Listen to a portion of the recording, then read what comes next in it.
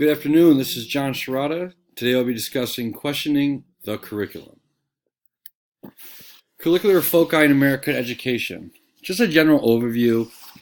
From the 1700s to the 1800s, the primary focus was on trade or skilled labor. So we saw a lot of apprenticeships, skilled trade work, agriculture, and just all around focus on a trade. Flash forward to the 1900s, we see the industrial era growth and heavy focus on agriculture. As the decline in family farms grows in the early 1900s, foundational education begins to move forward a bit by broadening subject matter taught. Not to say that there wasn't schooling designed for the 1900s.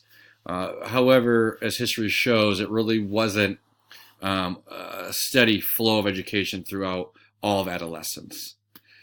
So around the early 1900s, we see the development of standardized systems in relation to hours spent in class, the development of vocational studies, still meeting this focused and skilled labor apprenticeship identity. We see the development of primary and secondary curriculum coming into formation and the growth of universities throughout the country. Though slow, it's steadily becoming more and more a generalized thing. There's an agreement that education should develop in each individual the knowledge, interests, ideals, habits, and powers where they're able to find a place where they can shape both themselves and fit into society and help society as a whole. So we're still seeing this identity of building formal education, being studious, developing academic rigor, but we're still seeing a heavy flow of skilled labor involvement and a focus on simply what are you going to bring to society next. There's not this massive push for post-secondary education. Everybody in the country is not focusing on going to university. So it's still a bit traditional to the sense of what we were looking at in the 1800s. Unfortunately, the idea of a traditional curriculum and the psychology behind it was an evolution to serve an aristocratic society and was unfounded from a scientific standpoint, not meeting the social and industrial needs of society at the time. So we really start seeing education focusing on the greater good, the greater need, and we start seeing around this time, around World War I, the Great Depression, that we really don't have a workforce or individuals that can take on things outside of basic skilled labor or agricultural needs, and there's a need for deeper education, deeper understanding of education, and a push for more educated people in our country. So when we look at the entrance of our friend John Dewey and the progressive education movement in the early decades of the 20th century, we see a lot of great debate, change, and focus based off the learner and what the learner can then bring to society. And it really starts focusing on student interests, society needs, and the learner themselves being the focus of the education. So classical studies gave way to contemporary studies and vocational studies, which then led to a focus on the individual learner, and as Dewey and all of them would say, the needs of the learner. Education and its connection to society became a focus. What can we do with advanced education? What jobs or automation or industrial and future, looking forward into the future, what jobs are going to need skilled academic backing just as much as skilled trade? And we start really seeing the separation here, or maybe the divergence of blue collar, white collar mentality. Though I don't think at that time it was pinned that, we started seeing more, not a large growth of individuals going to university, but we start seeing this identity of desire for post-secondary education, or if that's not the route you want to take, you're still pushed towards working in a field of trade or study. This allows for students to become not only prepared for a career, but also understanding their role and career in the context of society. So now students are starting to understand why they're learning and what learning this job, this trade, or this skill is going to do not only for themselves, but how they are going to fit into society and how that new skill, job, or trade will benefit the community and society as a whole. So what about today? A lot has happened between then and now. A lot happened between 1800 and 1900. A lot happened between 1900 and 1950. So just flash forwarding into today, with education, we see a lot of technological advancements drive society. We also see a lot of technological advancements that drive the classroom, depending on what your school supports. We start seeing a lot more student-centered learning. We see a lot of these schools focusing on project-based learning, working with their hands, figuring out problems, solving things through doing.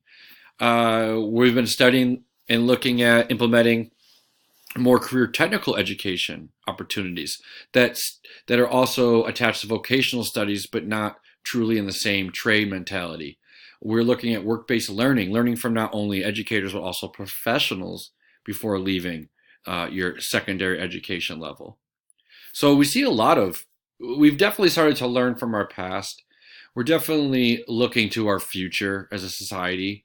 And I feel that the value of education is broadening, even from when I graduated high school in 2003. And I'm really excited to see that career technical education and vocational studies and work-based learning opportunities are becoming a norm, because growing up in the 80s and 90s and graduating in the early 2000s, all these opportunities for vocational studies and learning a field in a trade was a big part of my education. And I like to see that that's becoming not only an option, but a focus. Those responsible for the development of curriculum have begun to provide opportunities for students and young professionals to engage in real-life learning experiences. This is not limited to the methods of delivering curriculum as stated above, but rather a multi-encouraged way of learning that develops specific skills, builds networks, and enhances personal growth in a field or fields of interest that in return will develop a college and career individual who will then aid in the advancement of the individual themselves, their community, and society as a whole. So when you ask the question, what is curriculum? I mean, it's pretty broad, right? So curriculum, in a nutshell, I suppose, is lessons and academic content that's taught, courses offered in a school or program setting, subjects that make up courses of study taught in primary, secondary, and post-secondary education, or simply in a degree or certified program. Not as general as it may seem at times. I mean, where there's constant debate of what is curriculum, what is the proper curriculum, what's the proper way to develop it, what's the proper way to implement it, what way do we look at it, what way can we fix it. So I think curriculum in itself is an ever-changing thing, but it does have a foundation, it does have a skeleton, as noted above. But no, adjusting curriculum in order to address the educational needs of an increasingly complex society is nothing new. However, the degree of complexity has grown exponentially with our population and our technological capability to affect large-scale systems. I threw that in there because I really liked what Richard Plate. To me, that's a pretty beautiful statement, and it ties right into how we should look at the world and look at how we build curriculum. So what's included, per se?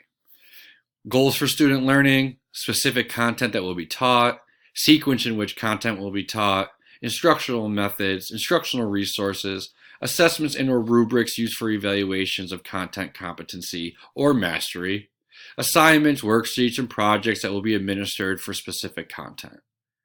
So once again, just looking at the foundation and the skeleton directly. What's not included? I guess this is a bit opinionated, but relevance. Not all schools require teachers to focus on the relevance of the content and rather put direct focus on the learning of the content for standardized assessment or to show competence. A concrete example of how the content being learned ties into real-world experiences or a larger need for society. How the content will be taught in order to reach all learners, including ELs, IEPs, 504s, students with learning disabilities, the student with ADHD, the student that loves to learn, all learners. An explanation of how the curriculum will be delivered, and a sequence explanation of how content will lead to post-secondary education. Not to say that these things don't exist in some schools or some teachers do this on their own, but this is just to point out that it's not across the board, or at least what I've seen in certain schools that I've worked for or been part of. Note, at my school, E3 Civic High, our lesson plans have the following sections that we do on weekly and monthly. We look at learning objectives, big idea and essential questions, vocabulary, and student relevance with real-world connections. And I can't stress enough that we put a lot into the student relevance and the connections to the real-world experiences. And I feel like a lot of that ties together with the big idea and the essential questions that we're asking of that unit or of that lesson, or maybe just the topics taught or discussed that day. So what is the purpose of schools? You ask, what is the purpose of schools? What is the purpose of teachers? I couldn't decide. So I decided just to speak on behalf of what generally I feel is the purpose of schools and what is the purpose of teachers. So here's just a few. Purpose of schools: to help develop personal growth, self-esteem, identity, intellectual growth through primary, secondary education with pathways to post-secondary or career technical options. Political and civic engagement: development of social and moral responsibilities as a citizen in society, development of a college and career-ready individual, the development and teaching of an individual in order to aid in the development of skills necessary to participate in the social life of their community, to help each learner develop critical and creative thinking skills, to encourage, intrigue, and engage learners in order to develop the ability of becoming lifelong learners. And we know that this list could go on. And I'm sure my fellow peers in this class have a whole bunch of different perspectives and some of the same. But what is the purpose of teachers? It's a pretty loaded question. So I just try to think of all the things that I feel that we do maybe in the day, the week, or maybe the school year, to develop an academic curriculum and rigor that intrigues, engages, and aids in the pursuit of knowledge. This can include building off past knowledge, introducing new knowledge, or being a driving force to build desire for the need for continued knowledge of specific or multiple subjects in a student. To be a mentor, to be a leader, to be the bridge between the classroom and the real world, to aid in the development of civic leaders, to aid in the development and creation of a love for lifelong learning, to introduce students to real-world experiences, to help guide students towards a life of success and happiness, to help students find love and appreciation for learning, to help guide students towards a career path or interest by opening up the many opportunities and challenges that will lead them to success in a required field, to be a caring individual, an open ear, an open mind, and an open heart for all students, to help students find their voice, to help students find their place in this ever-changing world, to be helpful in the pursuit of individual needs, and to create challenges and show growth in one's failures on their path to success. The better question is, what don't we do? We are superheroes, and we are civic leaders. Thank you.